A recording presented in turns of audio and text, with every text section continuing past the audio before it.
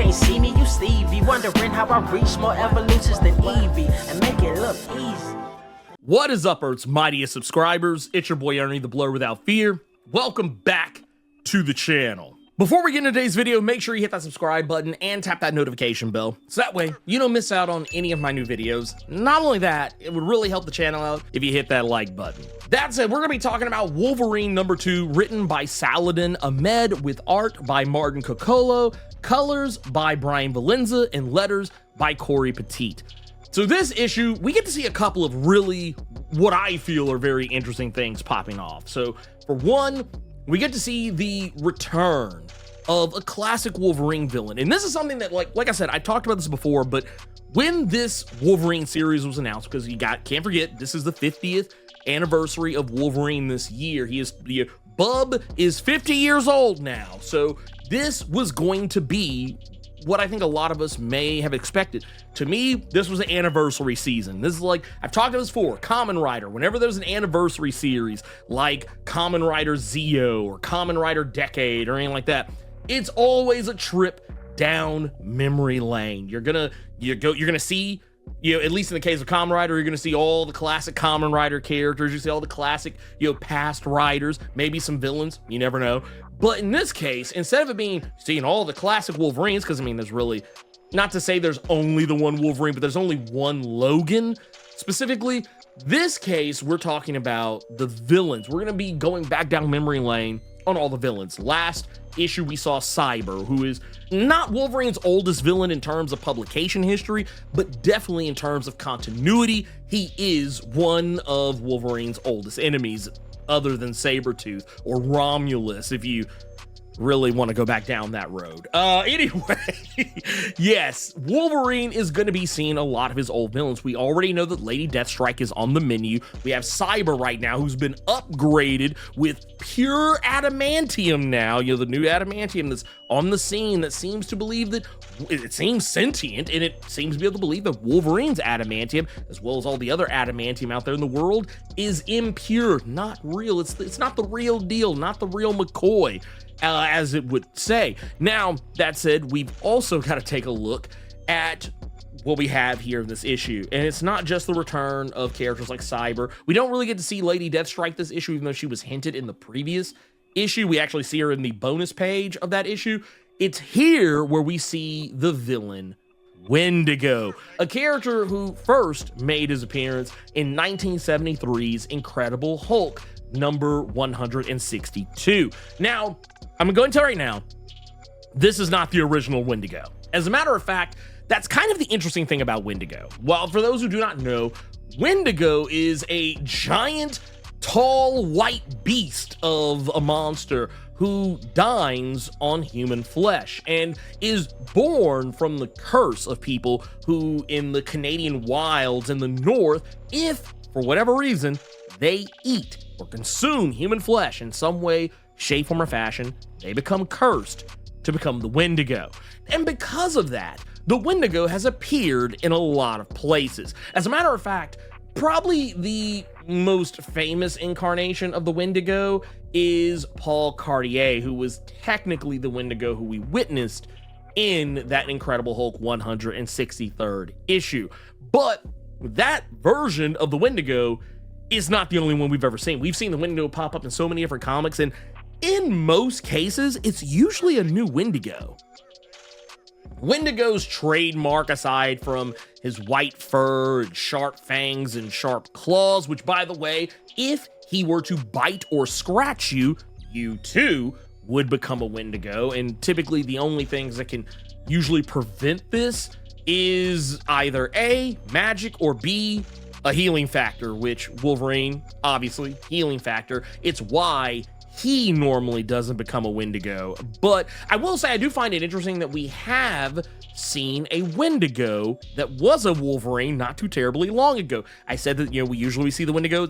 A lot of times it's a different character. Not every time, but most times. But during the Krakoan era, roughly around, I think it was Wolverine number 34, 35, or 36, somewhere around in there, a Wolverine clone that was created by Beast during the Weapons of X story arc, I believe it was.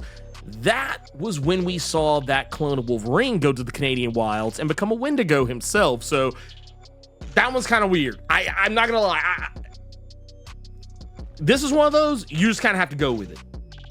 You can't come into this with any prior knowledge. You can't come in here and do this. Well, actually, if you go back, you can't do that here. That's not allowed here. You just look. You either roll with this shit or you don't. That it used to be a catchphrase of the channel. I don't say this anymore, but I'm gonna start saying it again because you know what? You know why? Because comic books. That's why. That's why. You don't believe your lying eyes. Yeah, I'm not shitting on Saladin Ahmed here either. I mean, it's one of those things, honestly. What are you gonna do? What are you gonna do? Because it's kind of like Wolverine and vampirism. Yeah, I'm not trying to go off a tangent here, but Wolverine's healing factor in the past has protected him from becoming a vampire. And then there's other instances in other comics where he has literally been bitten by a vampire, turns into a vampire. So that's what I'm saying. Like, it just Shut your fucking mouth. Shut your fucking mouth. You understand me? We don't talk about that. Anyway, this Wendigo is someone altogether different. Someone else who was in the Canadian wilds and consumed human flesh. And this instance is actually very different from most other versions of the Wendigo. I actually thought about this because, you know, sometimes, you know, people make extraordinary claims, and, you know, extraordinary claims require extraordinary proof. But when I read this issue and saw that the thing that kind of made Wolverine give pause to fighting the Wendigo this issue was that it spoke, I was thinking to myself, I was like, whoa, wait. He's saying this is the first time that a Wendigo has ever spoken a word other than Wendigo, because that's kind of the catch. They usually can't say any other word other than Wendigo, not normally. And I was thinking about, it's like, man, you know, I've actually seen a lot of comics with the Wendigo in it. I almost feel like maybe at some point, maybe there was an instance where the Wendigo actually spoke. But I'll be honest with you, the Wendigo has appeared in a lot of comics. I'm not going through all of them to try to litigate this shit. I am the beast made flesh. You and your world will become one with the pack. No thanks, Fido. So I'm taking Wolverine at face value on this. But in this issue, Wolverine says this is the first time he's ever heard the Wendigo speak. Now, he's speaking for himself, obviously. I'm sure probably someone else has heard a Wendigo speak before. Maybe, possibly. But in this case, this Wendigo says the word help. And not just once. Says it at least 2 or 3 times in this issue.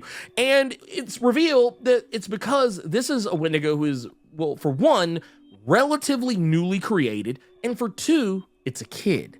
Now, I say kid, it's a teenager, but kid. I'm 40, almost 42 years old. You know, I'll be 42 later this year. But like, yeah, so to me, everyone who's younger than me is a kid. But yeah, this is a kid, you know, like probably maybe a little past mid-teen, like 15, 16, 17, something like that. This kid is out in the wilds and, you know, runs away from a group home, and, you know, things go bad, and, you know, winds up having to eat human flesh in order to stay alive. And it's a sad thing. It's incredibly sad. And it makes me wonder what Saladin Ahmed is going to do with this character. I know this is the 50th anniversary of Wolverine. This is a Wolverine comic, but sometimes it's roughly around these times where you see characters do something a little different than what they normally do. And in this, Wolverine doesn't try to fight the Wendigo. I mean, he does at first, but once he hears that Wendigo say help, he realizes the game is different. The game has changed. And he even reflects on how he was welcomed into the X-Men when he was at his absolute lowest. So yes, he wants to take this opportunity to pay it forward, to pay off a 50 some odd year debt, and actually try to help someone who was in a similar position as himself. Does this mean that this Wendigo is going to be uplifted and become a thinking, more sentient, character? Is this going to become the sidekick of Wolverine? I don't know, and honestly, I would even go as far as say I don't think so. But I think this is an opportunity to tell a compelling story, and that's exactly what Saladin is doing here. He's taking this opportunity to spit some game here about paying the things that people have done good for you forward, and not judging a book by its cover, and maybe taking those opportunities where normally it would be easier to just throw a punch, and actually take the opportunity to do what heroes do, and that's talk this shit out and maybe find out a better way. Now, that said, we're talking about the Wendigo here. This kid as a Wendigo, even though he can say the word help, he can't really say much else. And we even see quickly that when danger comes his way, he ultimately does fall back on fighting sometimes. But the reason why I think this is going to maybe turn a different direction, or what's going to push this narrative in a direction where Wolverine's probably going to have to make like an incredibly difficult choice, is that Department H has sent their goon squad, their jackbooted thugs, into the Canadian wilds, because that's their backyard. They're going out there looking for Wolverine. Now, granted, they should be looking for Cyber, but they're not. They are of the belief that Wolverine is the one who is out there, killing people indiscriminately, and he is catching a bad rap for this. And the Wendigo is also going to catch a bad rap for this as well. Now, that said, these soldiers, there's a couple of characters who stick out. One who is a leader who, to my understanding, goes largely unnamed this issue, but there's another character by the name of Agent Meta, who is the only character who I feel is named in this that's from that goon squad, and the only one that Wolverine takes any particular stock of, much less even the leader of the squadron. He takes notice of her as well. As a matter of fact, he's the one who tells us what her name is. And I find this interesting because for one, the name is written in bold, so it's the first time we're hearing this name, so obviously this is something to draw your eyes to it. But also, I don't feel this is a character that's going to be just thrown away either. This is a character who Wolverine takes stock of, is saying that, of all these other jackbooted thugs that are, relying on sensors and radars and technology to hunt down and find Wolverine, she's the only one who's actually using the 2 eyes God blessed her with to actually see where he is. And even though she technically still doesn't see him, the point is that Wolverine took stock of her, which means she's got to be at least somewhat important. Now, it's not to say characters like this don't get introduced all the time and nothing is done with them. It happens so often. If I had a nickel for every time it happened, I would be too rich to bother with a YouTube channel. I would be on some faraway island, far away from civilization, drinking umbrella drinks. It's also fair to say that maybe Saladin might break the mold here. Saladin has a very different writing style than I think some people might be accustomed to. Like, he doesn't do the obvious thing. He tends to take the path least traveled. So I have a lot of faith in what's going to happen with this. I feel like Agent Meta is not just there, for shits and giggles. If she is, that's fine too. But yeah, I like what Saladin is doing here. Once again, we're only 2 issues in. We haven't really gone back to the pure adamantium. I don't think that was in the cards. You don't just drop a big bomb like that and immediately follow it up. You gotta let it breathe a little bit, give people a chance to actually take it in. So I thought that was cool. I dug it. I'm here for it. And yeah, the rest of it was great too. I actually really like the story with the Wendigo. Wendigo is not like my favorite character or anything. Honestly, my my nostalgia for the Wendigo pretty much begins and ends with the X-Men arcade game from back in the late 80s, early 90s, somewhere in and around there. It actually had to be like the early 90s. The same arcade game that was based on the Pride of the X-Men animated series pilot, like the one where Wendigo shows up, he's like, Wendigo! He just keeps saying Wendigo over and over because that's all he could say. I didn't even take stock of that back then as a kid. I just thought he was a funny villain to fight. But yeah, that said, yeah, I like it. I like what's going on here. Saladin's cooking right now, so I say let him cook.